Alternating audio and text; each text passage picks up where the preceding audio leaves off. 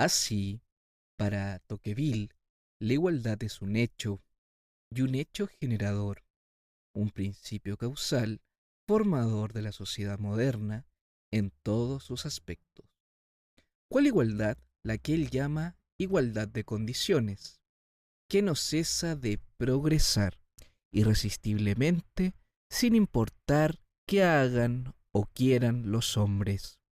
Hay una gran tentación de decir que se trata de la igualdad social, que hace que los ciudadanos tengan derechos iguales en la sociedad civil y es diferente tanto de la igualdad política como de la igualdad económica. No cabe duda de que Tocqueville se expresa a veces como si fuera así, como si se tratara de una especie particular de igualdad, cuyo campo estuviera delimitado por dos de esas separaciones constitutivas del régimen moderno: economía, sociedad, política. En realidad, se trata de una noción englobante. La igualdad de la que habla es más diferente respecto de la igualdad económica, más y diferente respecto de la igualdad social, más y diferente respecto de la igualdad política, y no es la suma de las tres. ¿Qué es entonces? ¿Qué es este misterio? Con todo, la respuesta es simple. La igualdad de la que habla Tocqueville, lo que él llama democracia, es, en última instancia, algo moral, una disposición humana, la sensación del parecido humano. Se puede hacer una historia de la igualdad en Occidente. Es una historia que Tocqueville esboza en varias oportunidades, tomando como punto de partida la Edad Media, pero nunca desarrolla esta cuestión. Al comienzo, en la Edad Media encontramos la idea de la igualdad de los hombres ante Dios, con su institución correspondiente, la Iglesia, a cuyos ojos y en cuyo interior las desigualdades de este mundo no tienen en principio ningún valor. Pero esa igualdad interior e invisible tiene escaso efecto sobre las desigualdades sociales y políticas, sobre las desigualdades de condición que, por otra parte, la Iglesia tiende a confirmar y a consolidar, declarándolas conformes al orden de la providencia. Se distinguirá rápidamente este periodo del que Tocqueville llama la Edad de Oro de los Príncipes. Este periodo se cimenta sobre una desigualdad nueva, o sobre el acrecentamiento de una desigualdad antigua. Los príncipes, al convertirse en absolutos, se elevan decisivamente sobre todos los integrantes de la sociedad, sean religiosos o profanos. Someten a todos. Nobles, burgueses y prelados deben obedecer, como el pueblo, al soberano absoluto. Esta nueva desigualdad produce una igualdad inédita. Bajo la mano del rey, todos tienden a volverse sujetos por igual. La extrema heterogeneidad social del feudalismo queda considerablemente reducida.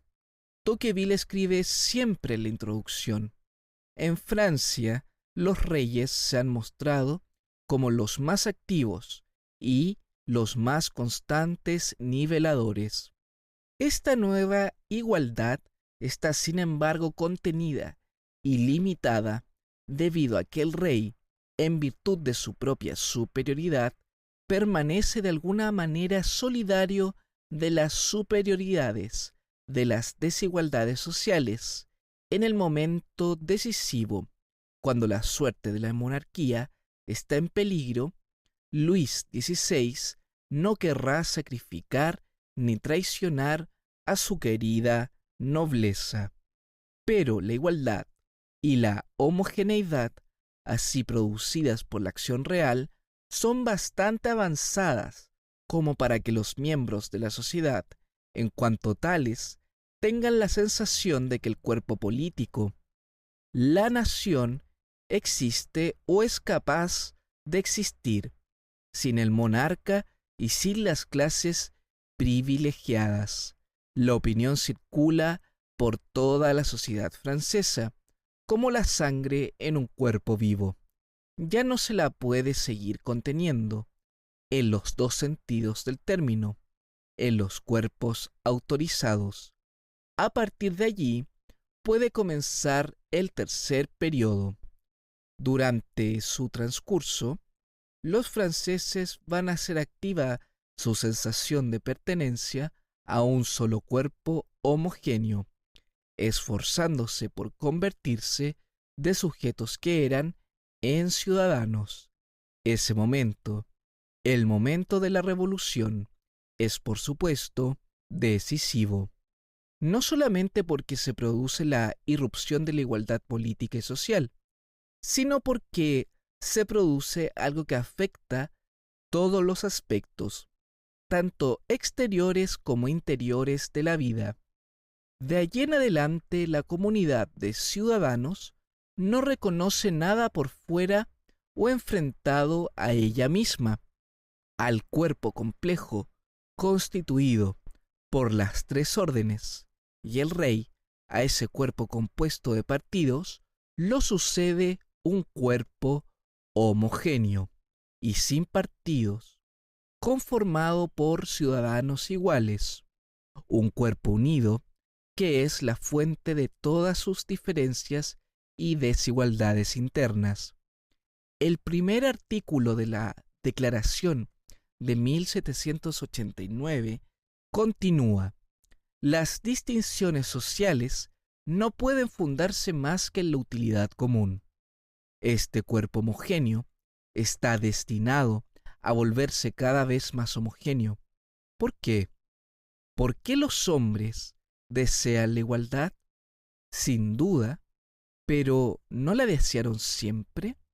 ¿No se hacen de ella acaso ideas diferentes y contradictorias? Además, ¿no hay algunos que desean la desigualdad?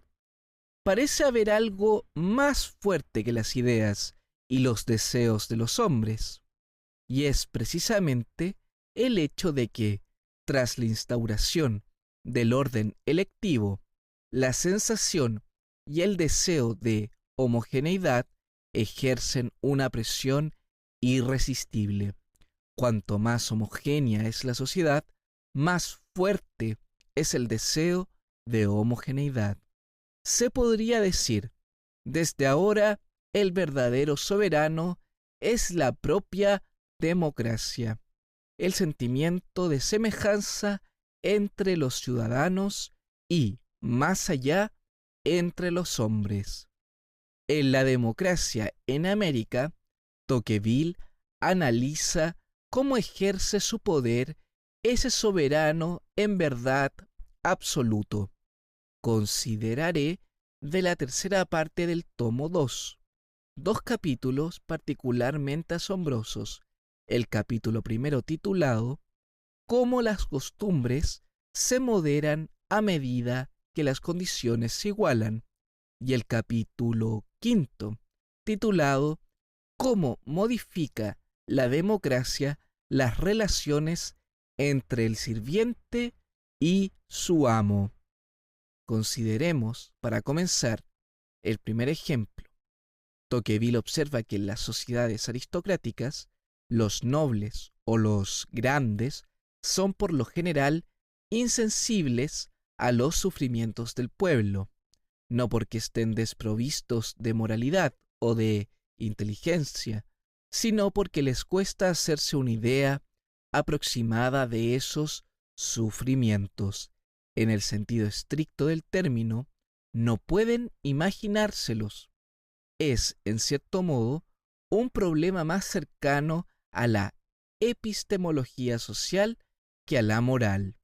Para ilustrar su planteamiento, cita una carta de Sévigné, en la cual ésta, con una ligereza que nos parece atroz, evoca alegremente la feroz represión de una revuelta fiscal en Bretaña y comenta la cita de este modo: Nos equivocaríamos si creyéramos que de Sévigné, quien trazó estas líneas, fue una persona egoísta y bárbara. Amaba con pasión a sus niños y se mostraba muy sensible a los pesares de sus amigos. Uno se da cuenta al leerla que se trataba con bondad e indulgencia a sus vasallos y servidores. Pero de Sévigné no concebía claramente qué significaba sufrir cuando no se es de la nobleza. Tocqueville continúa: en nuestros días, el hombre más duro, escribiéndole a la persona más insensible, no osaría librarse con sangre fría a la cruel burla que acabo de reproducir, y aun cuando sus hábitos particulares le permitieran hacerlo, los hábitos generales de la nación lo disuadirían. ¿De dónde viene esto? ¿Tenemos más sensibilidad que nuestros padres? No sé, pero estoy seguro de que nuestra sensibilidad abarca más objetos. Cuando en un pueblo los rangos son casi iguales, cuando todos los hombres tienen casi la misma manera de pensar y de sentir, cada uno de ellos puede juzgar en un momento sensaciones de todos los demás. Echa una mirada rápida sobre sí mismo. Con eso le alcanza. No hay por lo tanto miseria que no conciba sin esfuerzo y, por lo tanto, cuya extensión no le sea revelada por un instinto secreto. En vano se trata de extranjeros o de enemigos. La imaginación muy pronto lo pone en su lugar. Agrega algo de personal a su piedad y hace que él sufra mientras se desgarra el cuerpo de su semejante. Así, el ciudadano de las democracias es naturalmente compasivo. Recíprocamente, el sentimiento de compasión favorece a las instituciones democráticas. El segundo ejemplo es más complejo. Tocqueville analiza el destino de la relación social y humana más desigual en democracia, la del amo y su sirviente, y observa que se ha transformado radicalmente. Entre el amo y el sirviente hay ahora un contrato. Siendo voluntaria su relación, ya no es hereditaria, necesaria, natural. En principio, el sirviente puede a su turno convertirse en amo. En principio, el sirviente puede a su turno convertirse en amo. Tocqueville escribe: en cualquier instante, el sirviente puede convertirse en amo y aspira a hacerlo. Por lo tanto, el sirviente no es un hombre diferente al amo. ¿Por qué entonces tiene el primero derecho a mandar y qué fuerza al segundo obedecer? El acuerdo provisorio y libre de sus dos voluntades. Naturalmente nada son inferiores el uno al otro y no lo resultan momentáneamente, sino por efecto del contrato. Dentro de los límites de ese contrato, uno es el sirviente y el otro el amo. Fuera de él son dos ciudadanos, dos hombres. Lo que le ruego al lector que considere detenidamente es que esto no es en absoluto sólo la noción de los sirvientes, sólo la noción que los sirvientes se dan a sí mismos, sólo la noción de lo sólo la noción que los sirvientes se dan a sí mismos de su estado. Los amos consideran al servicio doméstico bajo el mismo ángulo. Cuando la mayoría de los ciudadanos ha alcanzado después de un tiempo una condición más o menos parecida, y la igualdad es un hecho antiguo y admitido, el sentido público ha el sentido público, al que las excepciones no afectan jamás, asigna de una manera general ciertos límites al valor del hombre, por encima o por debajo de los cuales es difícil que ningún hombre pueda permanecer ubicado. En vano la riqueza y la pobreza, el dominio y la obediencia ponen accidentalmente grandes distancias entre dos hombres. La opinión pública, que se funda sobre el orden ordinario de las cosas, los acerca a un nivel compartido y crea entre ellos una suerte de igualdad imaginaria, a pesar de la desigualdad real de sus respectivas condiciones. Se ve que a Tocqueville le cuesta encontrar las palabras adecuadas. Habla de desigualdad real de las condiciones de amo y sirviente, mientras que habitualmente define a la democracia por la igualdad de condiciones. Habla de una suerte de igualdad imaginaria, mientras que acaba de hacer la lista de sus efectos reales. Es que el fenómeno que tiene a la vista escapa a las polaridades a las que se recurre habitualmente para comprender el mundo social, en particular la polaridad entre el hecho y el derecho, o entre lo real y lo imaginario. Por lo tanto, la igualdad en cuestión no es simplemente una igualdad jurídico-moral, por lo tanto, invisible en sí misma. Tampoco es una igualdad, entre comillas, objetiva, que ofrece a los ojos de todos signos visibles, indiscutibles, de manera que se pudiera afirmar con seguridad: ellos son iguales. Se trata de una igualdad que tiene su efecto en el elemento de la representación, en la conciencia de sí de los ciudadanos. Se consideran como semejantes, no pueden evitar considerarse como semejantes. Tenemos aquí la razón por la cual las separaciones características del régimen moderno son mucho menos disruptivas de lo que podría temerse, separando a los hombres que se sienten semejantes a actividades o funciones de hombres que se sienten semejantes. Las separaciones permean el elemento vincular, el tejido conectivo de la semejanza.